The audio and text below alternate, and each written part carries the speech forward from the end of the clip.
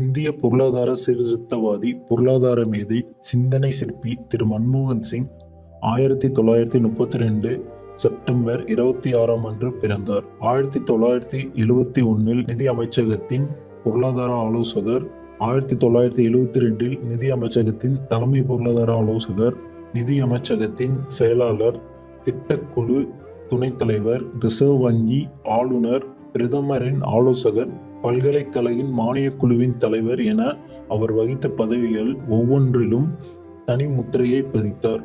மௌனமாய் இந்தியாவின் வளர்ச்சிக்கு வித்திட்டவர். இவர் வாயை திறந்து பேசும்போதெல்லாம் இந்தியாவின் பொருளாதாரம் அடுத்த கட்ட உயரத்தை அடைந்தது. தாராளமயமாக்கல் கொள்கை மூலமாக திரு மன்மோகன் சிங் எடுத்த சில முக்கியமான முடிவுகள் இந்திய பொருளாதாரத்தின் போக்கையே மாற்றியமைத்தன.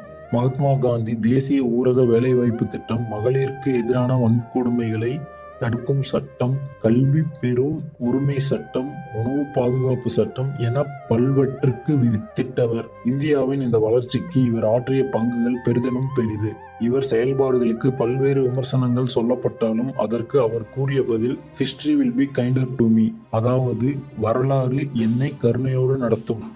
அவர் மறைவு செய்தி கேட்டு இந்தியாவை கலங்கி நிற்கிறது. சான்றோர் வாக்கு எப்படி பொய்யாகும்?